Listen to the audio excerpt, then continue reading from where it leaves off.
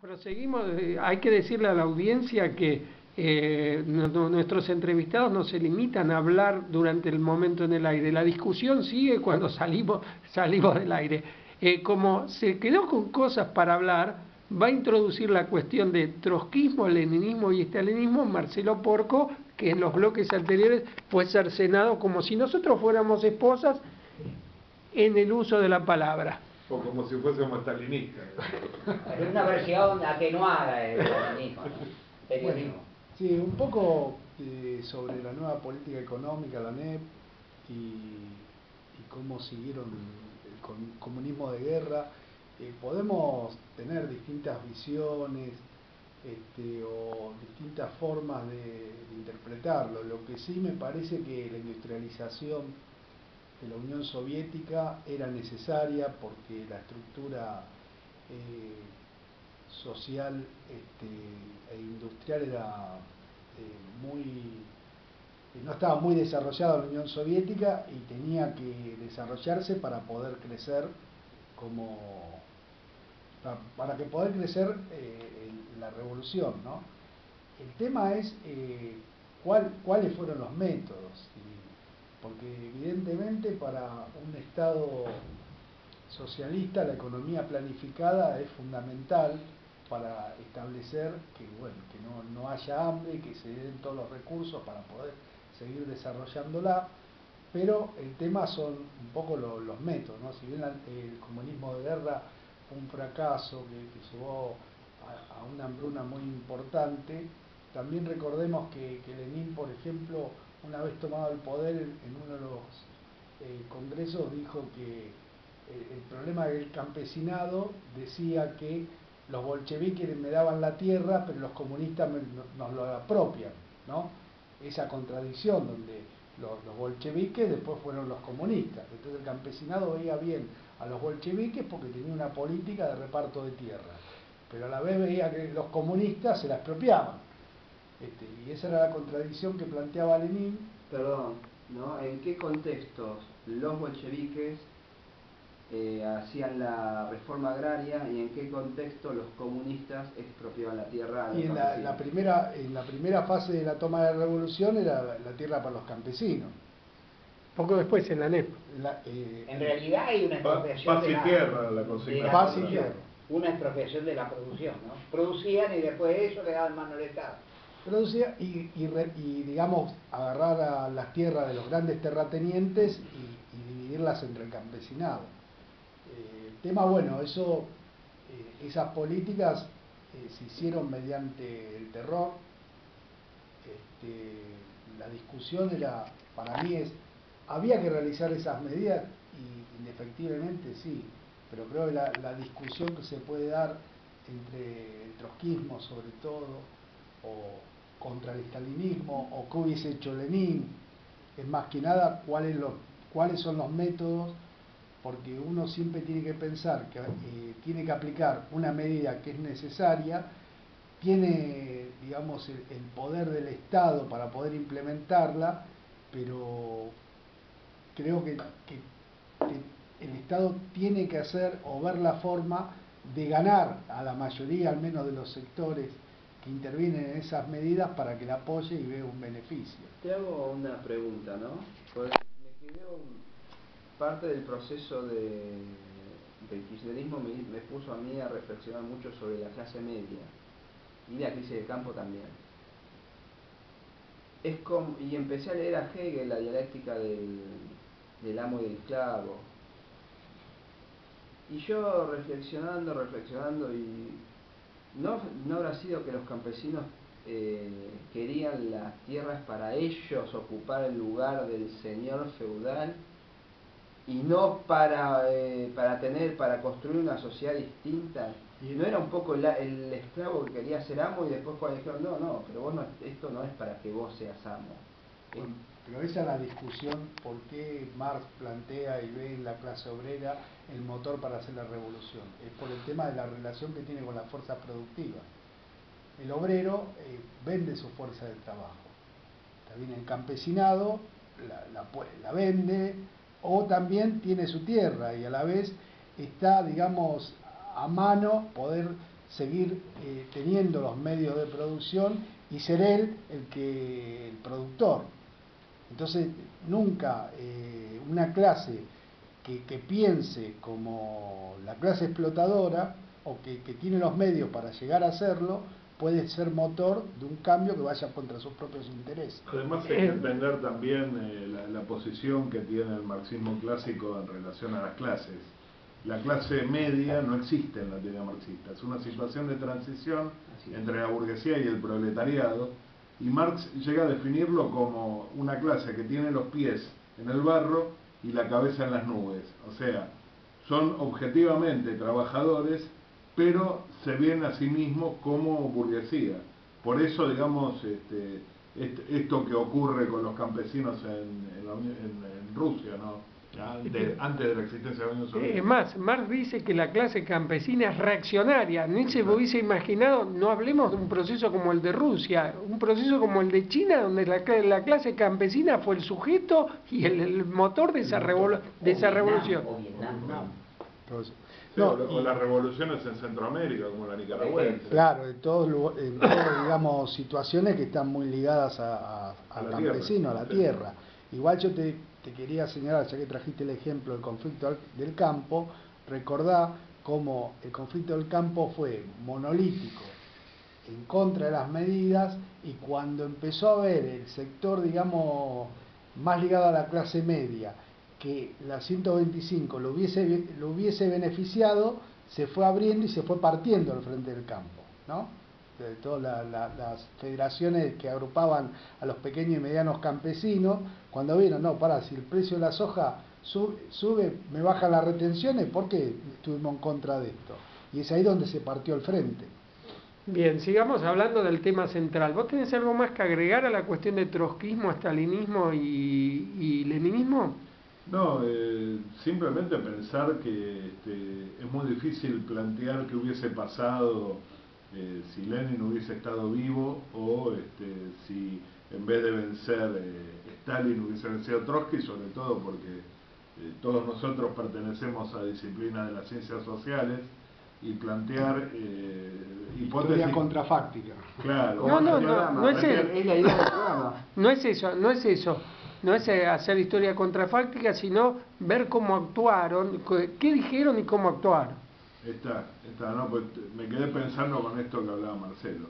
No, simplemente hubo lo que ocurrió ahí, la disputa entre fundamentalmente Stalin y Trotsky, era dos modelos de revolución y dos modelos de sociedad. Stalin plantea que finalmente lo que gana el desarrollo del socialismo en un solo país.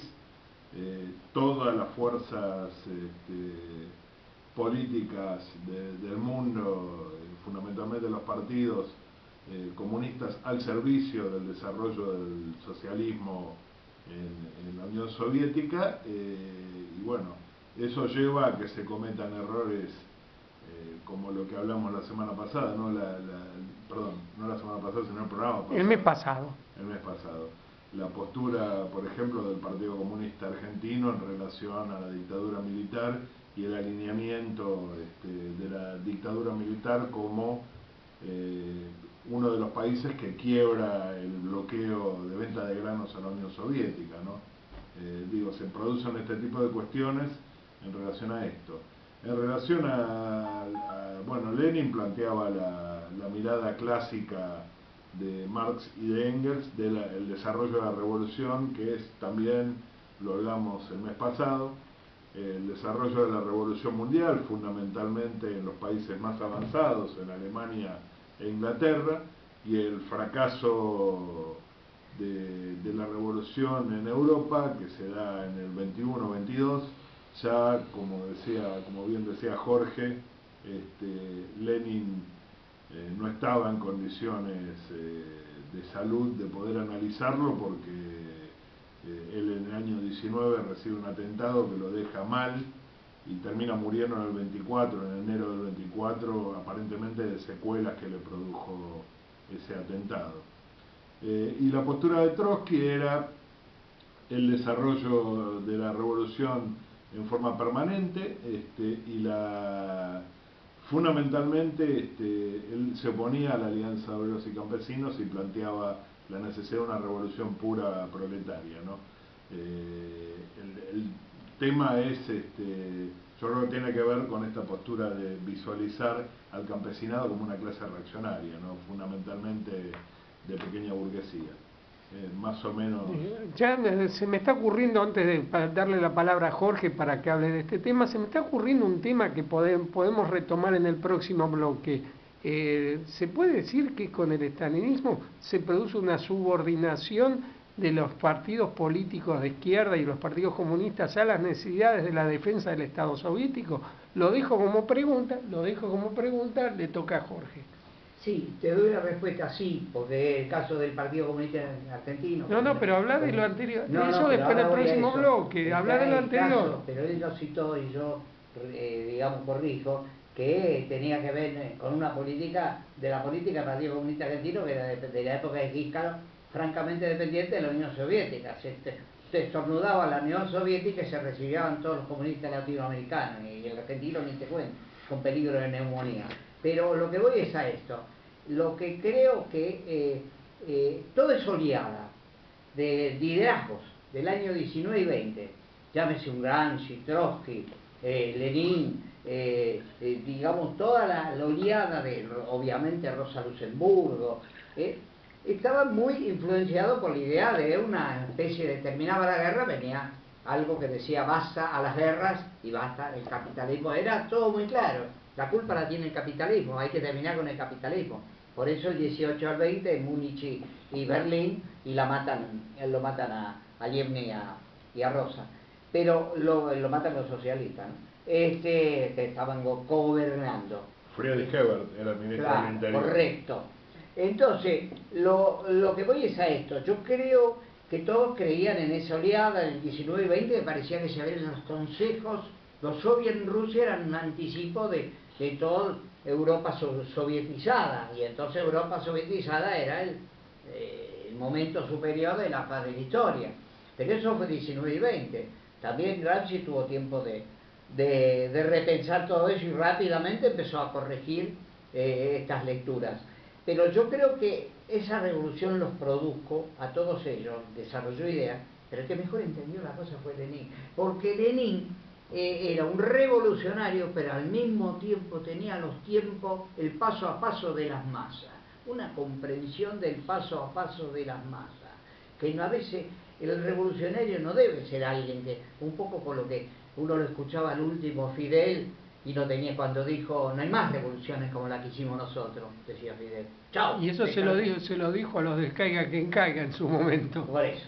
Entonces Fidel lo dijo, con la autoridad de Fidel, en el momento que estos muchachos, algún muchacho de estos, el otro de allá del sur, cree que Che Guevara está vivo, Juan Cahuel, que cree que está vivo el Che Guevara y recorre el mundo, no se acabó. Facundo Jones Wallace. Jones Wallace. Pero lo que voy es a esto, por eso Clarín le da tanta manija a Jones Wallace y no ninguna al gran Maldonado, que en realidad es el desencadenante de esto.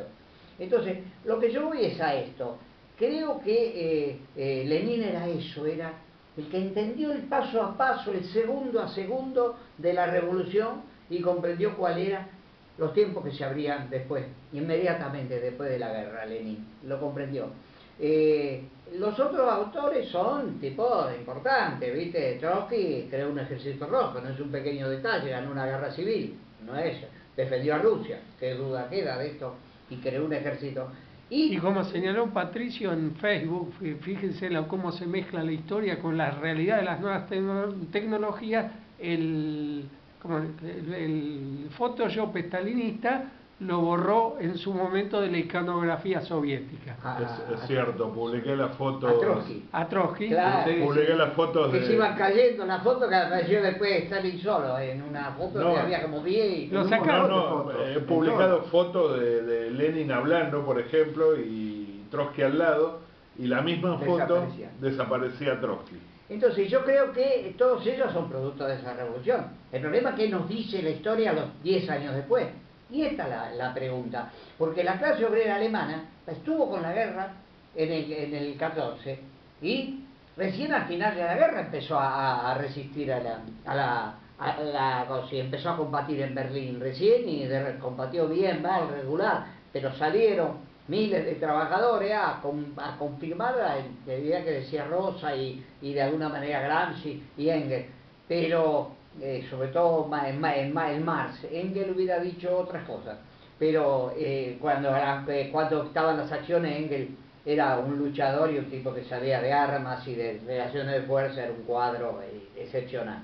Pero lo que yo creo que la sensación que uno tiene es que todo esto se fue diluyendo, porque la década del 20 fue una década terrible, de reacomodamiento de la nueva situación, y acá se confirmaba el avance nazi por todos lados. Alemania, después del Tratado de Versalles, dijo, acá esta guerra, esta que viene, que Hitler preparó. Cualquiera que lea Animal Planet y los materiales que aparecen en una televisión, va a ver los túneles que había construido este tipo. Estuvo 15, 20 años construyendo túneles, barcos, aviones, superaviones, que no existían en ese momento. Entonces, quiere decir que la programó 20 años antes, fue programada hacia la Segunda Guerra. ¿De quién hablas? De Hitler. De Hitler. Bueno, no tuvo tantos años, pero bueno. Pero bueno, ya ellos veían que había una impunidad que la ganaban y el mundo le estaba para ellos.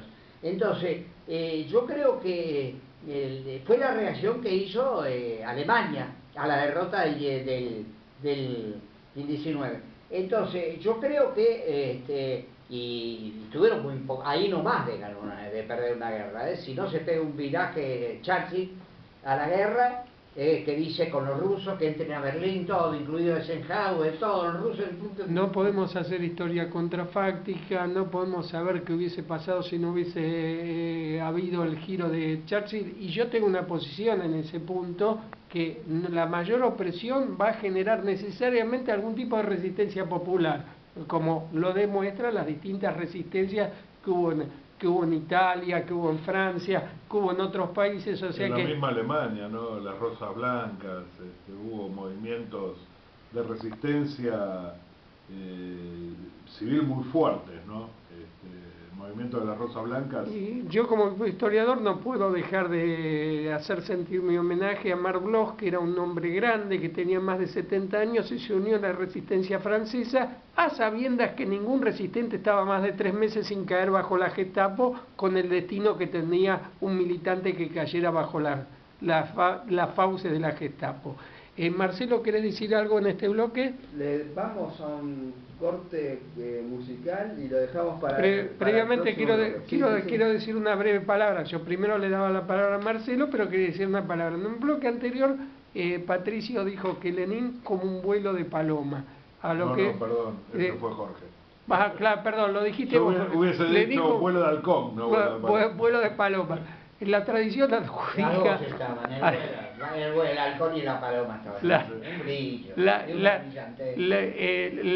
tradición adjudica a la paloma cierta característica que no podemos decir que Lenin hubiese hecho con los... Pero no voy a decir una cosa escatológica. Ya lo descubrimos. En el próximo bloque hablamos de la Internacional Comunista y la relación que había con los partidos comunistas nacionales, que es hablar de las consecuencias políticas para el resto del mundo de la Revolución Rusa.